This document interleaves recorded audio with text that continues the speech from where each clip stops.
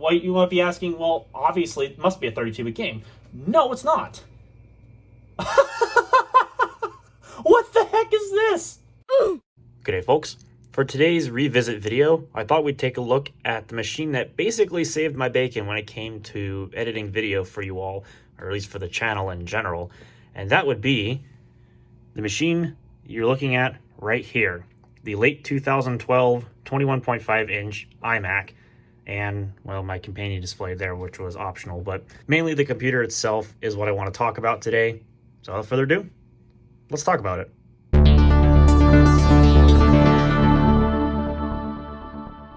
So here'd be the machine that cost me about 130 bucks late last year when I saw it on eBay as the cheapest late 2012 iMac on eBay, at least at the time that I was purchasing. And for those who haven't seen this machine before, which I totally understand, you know, because this machine is about as common as they go. This is a base model, late 2012, 21.5-inch iMac. And literally, this is the base model, the base spec. Everything is as basic as it can get. And the reason why it was so cheap was because this up here, this corner has a lot of cracks in it, but literally it's not even that bad. It doesn't even affect the LCD. It doesn't affect any of the wireless antennas, the speakers, the housing. It's just broken glass. And so that's why I bought this machine, because it basically is fully functional as long as you don't mind the cosmetic issues, and I don't. And considering that at the time that I was purchasing this machine, when these machines, at least I think they might still be, I don't know, I haven't bothered to look because I don't need one, but when I last looked, on average, these were selling for 450 bucks in this specification, which is absolutely ludicrous. I don't know who would want to pay that much for something with a Core i5 3330S CPU with an NVIDIA GT 640M 512 megabyte graphics card and a 1 terabyte 5400 RPM hard drive. Like, literally, like, who wants to pay 450 bucks for that in 2020? That's just absolutely insane. So I think 130 bucks, and then eventually I'll be putting some money into fixing the glass and then throwing in a RAM upgrade and a solid state drive. I think that's probably going to be a heck of a lot more reasonable than what's currently equipped here. And maybe there might be some wiggle room inside of the budget to put in a better CPU and or maybe a different graphics card, but maybe not necessarily the graphics card side of things. But I mean, in the end, as it sits, it works. It does what I need it to do. And I'll get into more of some of the more specific things here in a minute. But yeah. So for those who don't know, again, the specs are Core i5 3330S, 8 gigs of RAM, NVIDIA GeForce GT 640M, 512 megabyte, terabyte, 5400 RPM hard drive. This has a 21.5-inch 1080p display. This was before the days of the iMac 4K and 5K displays. So this was at a time when the 27-inch was still a 1440p model, not a 1080p or 5K or whatever they did back in the day. I think the 27-inch models were all 1440p displays. I could be wrong. I know all the 21.5-inch models were 1080p up until they introduced the 4K models of the iMac, but that's neither here nor there. So anyways, this machine, how has it been holding up over the course of my ownership of it? Which really, admittedly, hasn't been all that long, but it's been a decent enough run to where I can give some of my opinions on it. So let me go ahead and I'll talk about them right now.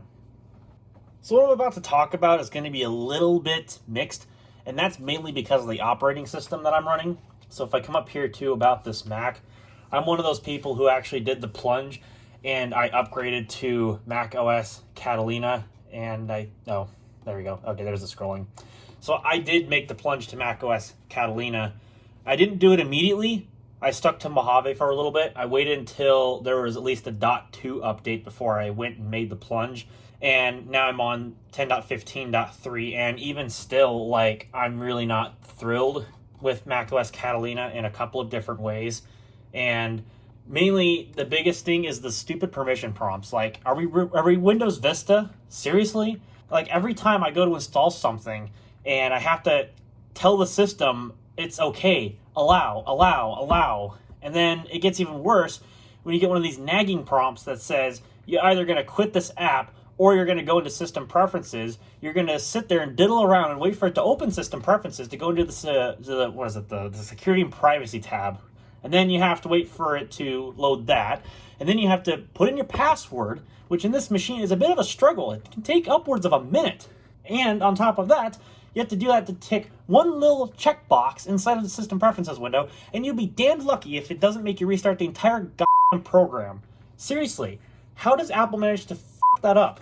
That is the most aggravating part of macOS Catalina, on top of some of the other things I'm about to get into, which is general performance, and then, of course, the most obvious one of macOS Catalina, game compatibility, which I'll get into towards the end because it's really not that pertinent to this video, because really this machine is not meant to be a gaming computer, but I do have some thoughts about that sort of thing. So first things first, I suppose we'll show iMovie, because why not? And I'll show you just how long it takes to open if it doesn't show on the primary monitor or whatever. But right now the icon in the dock is bouncing. It does take quite a while to launch, and I remember on macOS Mojave it does kind of sort of take a little bit to get it going, but in Catalina it's significantly worse. And this is something that I know a lot of people, they say more modern macOS versions are optimized for solid state drives. Well, God, they are not kidding. I mean, like I mentioned, this is a 5400 RPM hard drive. This is very similar performance, maybe a slight bit slower than what you would expect from the 2019 base model iMacs with the hard drive in it.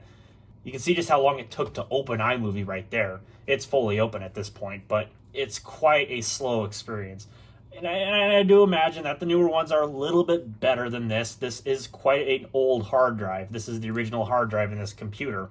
So don't expect any miracles, but even still, like, that took quite a long, uncomfortable amount of time for it to load. I've seen older, slower machines that actually launch iMovie faster than this thing does.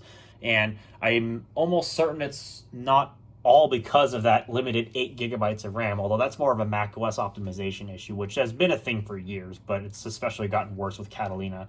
That's another nitpick of mine. It just seems to be that it's really, really hogging of 8 gigs of RAM, which you would think would be quite a bit, but at idle, with my current config, if I don't have anything open, macOS uses a little over half my RAM, which is not cool. That's not cool at all. Anyways, so, what else was I going to mention? I do know that sometimes, like, I've had issues inside of my daily web browser, which is Firefox. Whenever I try to go open up a new tab, sometimes I click on the open link in new tab or whatever it is, and it will just sit there and diddle around for like 5 or 10 seconds. I might get a beach ball in that process, and then it'll open the tab finally, which, again, I have no idea if that's a symptom of the hard drive or if that's a symptom of macOS Catalina just being dumb. I couldn't tell you for sure. It's really annoying. So, yeah, that's another thing I've noticed.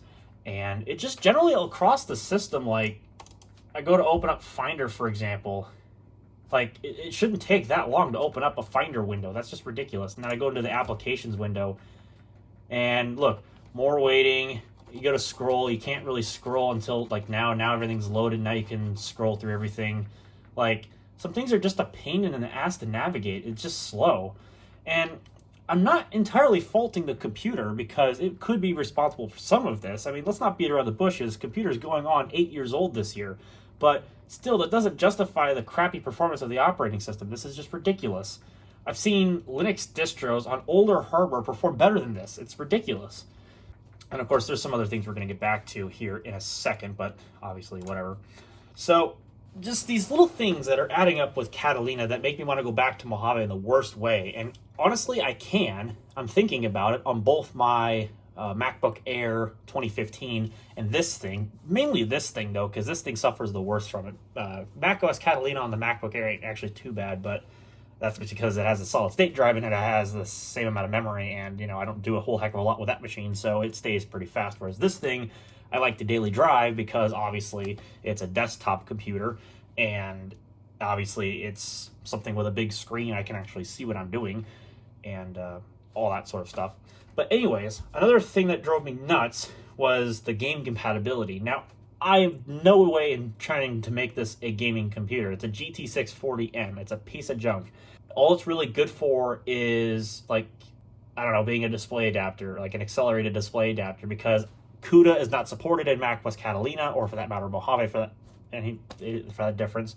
So every time I go to boot this thing up, I get that stupid CUDA control panel, although I should probably take that off manually, but since I'm going to be reinstalling the operating system, it doesn't bug me all that much. But what really drives me nuts is Steam insisting on telling me that like over half my library is not compatible.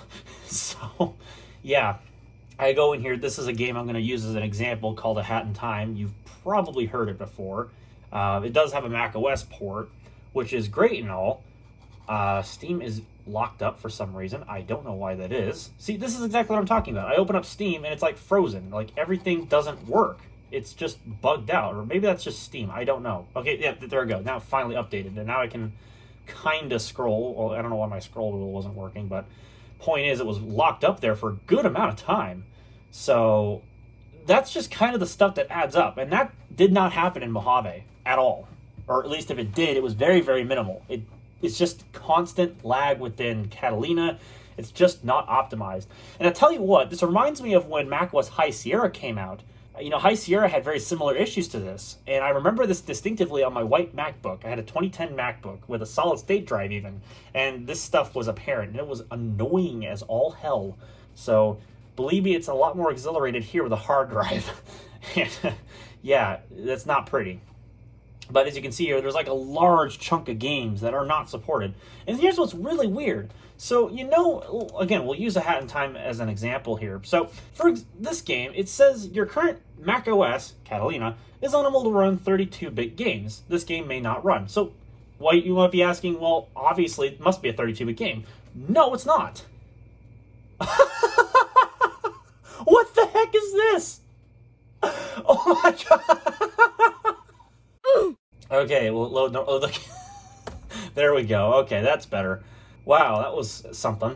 Anyways, so let me go ahead and scroll down here. It constantly tells you across this page that it's not compatible with macOS Catalina. And I don't think it's because it's a 32-bit game, but I come down here, and it mentions that you need a 64-bit processor and operating system, which is what macOS Catalina is. It is a 64-bit operating system, obviously, because only 64-bit devices can run it. macOS has been this way since, what, Lion? Mountain Lion? No, Lion. Because, yeah, Snow Leopard was the last one that had 32-bit code in it. So, this makes absolutely no freaking sense.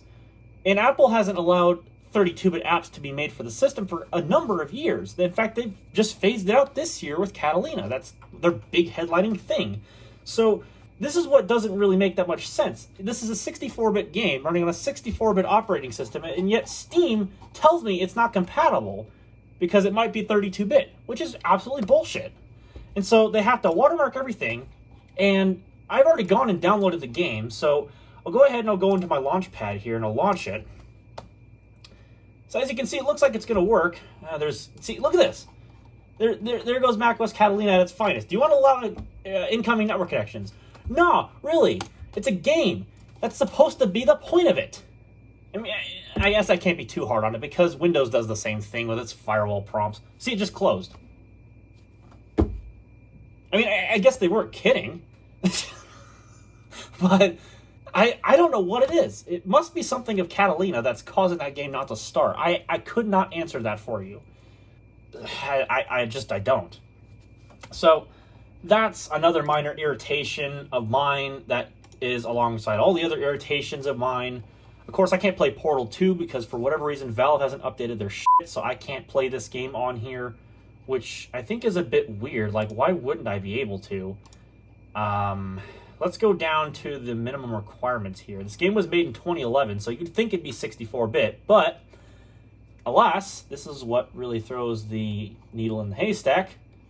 It requires a Core Duo, so this has to have been a 32-bit game. But it sounds like it requires the use of, I mean, I would guess a 2006 MacBook Pro. There'd be no way, because if you had a Core Duo Mac, your graphics wouldn't be up to the spec. I think that's like a 2007 iMac, or that's a 2008 MacBook Pro right there. And then this would be a 2011 MacBook Pro or MacBook Air 13-inch, or 11-inch for that matter. So, I mean, it's just weird, like, why? I don't even know. Let's see. I'll give some slack to Half-Life 2, because that's a game from 2004. They probably had it 32-bit, so fine. All the Half-Life games, fair enough. That I could understand. Maybe Portal 1, yeah, I can understand that one. Portal 2 would be a bit of a push. Why is that 32-bit? I don't know. And for some reason, I don't know what this is, but Pillars of Eternity 2, this is a very recent game, and apparently it's not compatible with macOS Catalina, even though on the box it mentions Mac, right smack in the middle of the damn label. Like, why is it not compatible with macOS Catalina? I don't get it. Look, this game was released May 8th, 2018. What makes this game not compatible with macOS Catalina? Requires a 64-bit processor and operating system. Look at this. Requires High Sierra.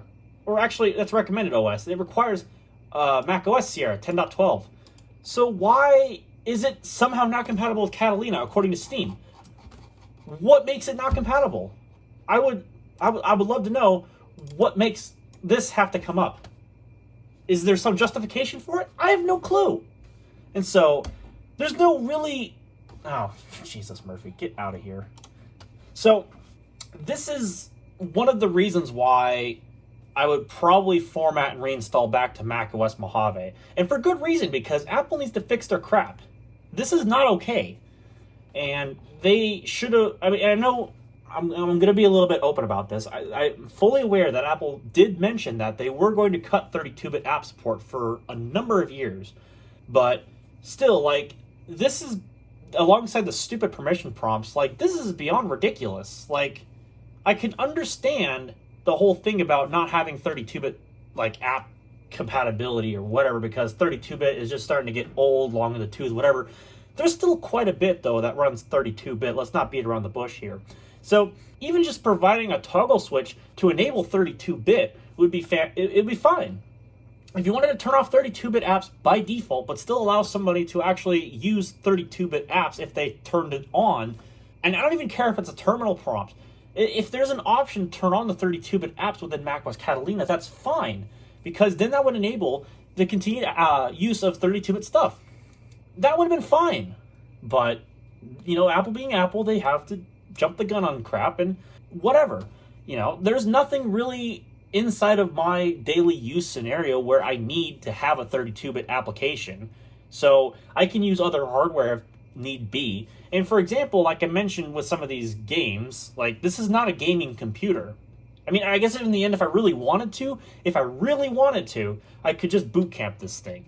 But that's not really the point of this computer. It's more of my productivity computer rather than me playing games, because that's what my Dell Optiplex 9020 was built for. And even then, it's not the best, but that's besides the point. It's my Windows machine. It can do the gaming, not this, which is totally fine because it's running Windows. But still, the point remains, like, for those who do use these things, you know, Catalina is a bit of a pain in the butt. It absolutely is a pain in the butt. So, I don't know. And it would make for a fun video to try to play games on this thing. I'm sure people would enjoy that because, you know, nobody games on Apple. But I can't do it when I'm on Catalina. I guess that just adds to the meme, but good that's going to do, you know. So, anyways, otherwise, amongst all my nitpicking with macOS Catalina, which is really just the operating system in and of itself, and a lot of the nitpicks would probably go away or be reduced a significant amount if I went back to macOS Mojave, which again, I am contemplating doing in a heavy amount because, seriously, this crap just adds up a lot. And especially considering these slow app launch times, that's the biggest aggravation. And macOS Mojave still supports the Metal API. It still supports the latest version of iMovie as of the making of this video. I imagine that's probably not going to take too much stronghold for much longer, but, you know, it is what it is, I suppose. But hopefully, when the next macOS release comes out, Apple addresses some of these issues, because I swear to God, there's a lot of frustration with this release. There's a lot of unhappy people with it. A lot of people that would love to go back to just using Mojave, and they can't because they bought brand new Mac Pros or whatever the case might possibly be. And I totally feel for them because this is ridiculous. I'm with them in that party entirely. And I guess while I'm on the rant about macOS Catalina, I think the battery life on my MacBook Air has gotten worse since installing Catalina. And that's no joke. And it's not because of the fact that machine has a bad battery, because I disclosed it in its own respective video, which you can look at in the card in the top right-hand corner of the screen where I ramble about that computer in its own dedicated video. But I swear I think the battery life's gotten worse on that computer ever since I got it. So Yeah, I'm convinced there's some issues with Catalina, so I'm probably going to roll back both of my daily driver Macs. And as far as my early 2008 MacBook Pro is concerned, that's just on High Sierra instead of El Cap, because High Sierra does allow for some slightly newer things to run, and it just, allows for some. I guess it actually performs a little bit better than El Cap. At least that's what I remember. And well, that's pretty much about it. It still has to run unofficially, but it's something. I might put Mojave on it again, but I wouldn't be able to run some of the apps because it doesn't support Metal, which is a bit of a pain in the butt. But that's a machine that's like 12 years old, 13 years old almost. So I mean, I guess I gotta cut it some kind of slack. But I digress. Anyway, so it's aside from all of that. This machine does a good job at running virtual machines. It has a good CPU with, like I mentioned, 4 cores, 4 threads. I mean, it can do what I need it to do as far as that stuff's concerned. It does a good job with screen recording. Its microphone isn't the greatest, but iMacs have never had world-renowned mics, especially not these 2012 models, so that's totally fine. I just use an external mic anyway. The speakers sound really good, though, but there's no way in heck I'm going to be able to demonstrate that in this video, at least not without downloading something from the YouTube audio library, which I'm not going to go through that effort for this video because this is just a revisit video, mainly me rambling in front of the camera. But otherwise, like, it does good for web browsing, watching YouTube. Editing videos is fine, as long as you deal with the stupid, slow iMovie loading. It runs fine otherwise. Like, it's perfectly smooth in the timeline. There's a couple hiccups where the machine kind of locks up, probably because it's trying to cache the proxy files, and it tends to lock up all itself because it probably has too much data going through the pipeline because this poor hard drive's just working its butt off. But otherwise, it seems to edit video perfectly fine. No issues with 1080p, 60 frames per second, although I mainly do 30 frames per second just because that's what I've been used to. But who's to say that I couldn't try 4K on this machine? It would probably be a bit of a push. Possible, but it'd be a bit of a push, especially for that poor hard drive, and particularly just because of the fact that I only have 8 gigs of RAM. So I imagine if I were to upgrade the RAM, put a solid state drive in this computer, and fix this broken glass, it could be a decently capable machine. I probably wouldn't go out of my way to do 4K very often, just because of the fact that I don't have enough physical RAM. This does take up to, and I believe, a maximum of 32 gigs, but you have to use SODIMMs. I don't have a heck of a lot of DDR3 SODIMMs, so I'd have to order a kit, which isn't that big a deal. And getting into this machine would probably be pretty easy with this cracked glass, because I don't intend to save this panel. I just toss it. So getting into it would just be a real easy procedure as long as I don't break it farther and cause shards to go flying everywhere. That'll be an interesting episode if that does happen, but all that's going to come another day if I even decide to do it with this computer, just because of the fact that I'd probably invest in a newer machine anyway. This is just meant to be a machine to just keep me going for the moment until I can afford to get better hardware, which is probably not likely to happen anytime soon, and that's a fact. But overall, how would I rate this machine? I would probably say it's been the lifesaver. And I say that literally just because it has been a lifesaver. Amidst all the issues I've had with it, amidst all the frustrations with macOS Catalina, which is mainly just first world problems because I could easily go back to macOS Mojave, which I'm going to probably do, like I mentioned 100 times in this video. But otherwise, the machine itself has been great. I really haven't had too many issues with this machine. Although there is one concerning factor about it, which I have seen when I was doing a little bit of poking around one afternoon. I did note that the hard drives seem to be starting to gather some, I think it was reallocated sectors or something like that, when I was looking inside of a hard drive diagnostic utility to look at the smart data of the hard drive, which is a Seagate 1 terabyte drive in this case, branded as an Apple drive. And it's fine for now. The drive's still in good health. However, I did note in the smart data that there was, I think, there was only just one reallocated sector as of, just recently. So the drive is slowly, probably, and this is probably likely, on its way out. So that is a little concerning, but for right now, the drive has enough capability that it can just patch that bad sector and be on its merry happy way. But it is still something to keep in mind that it might be time to start considering upgrades sooner rather than later as far as the hard drive is concerned, which that should be an easy fix. So as long as I can just buy the solid state drive ahead of time, then at the very least I can just install that in this computer alongside fixing the glass. But I'd rather do everything in one run. If I'm going to take the glass off this computer and replace it, I might as well just do the RAM, do the solid state drive upgrade, clean it, put a new sheet of glass on it, new adhesive. The machine should be good to go. Shouldn't cost too terribly much, but given the recent outbreaks as far as coronavirus is concerned, that really is going to put a hamper on plans, especially costs. So I don't know how that's going to work out. I might just have to leave this machine as it is. So cross my fingers. Hopefully it holds up. I couldn't guarantee you for sure because, again, this machine's almost 8 years old, so anything goes. There's no warranty with it, so cross my fingers. So anyways, that's it for this video, guys. That's all I wanted to do as far as this revisit was concerned. I know it wasn't too entertaining. It was mostly just me blabbing in front of the camera, but for those who were interested in the revisit video of this, which I'm sure some people might be curious to know how it's been holding up ever since I bought it, and now you know everything about it. So do expect that maybe, just maybe, there might be a live stream where I do a reinstallation of macOS Mojave on this computer. I don't know when, but it might happen soon. I think what I'm going to do tonight is download the installer, make a flash drive, and then that way I can boot it and do the offline installer through USB. Granted, I'll have to change the clock, but that's the least of my worries. I can do that through the terminal in recovery mode. But yeah, let me know if you'd want to see something like that down below. And maybe we'll do that. But until then, that's it for this video. So appreciate you all coming to watch. Don't forget to like this video if you liked it. I know it's rambly, so it's not everybody's cup of tea or coffee if that's more your thing.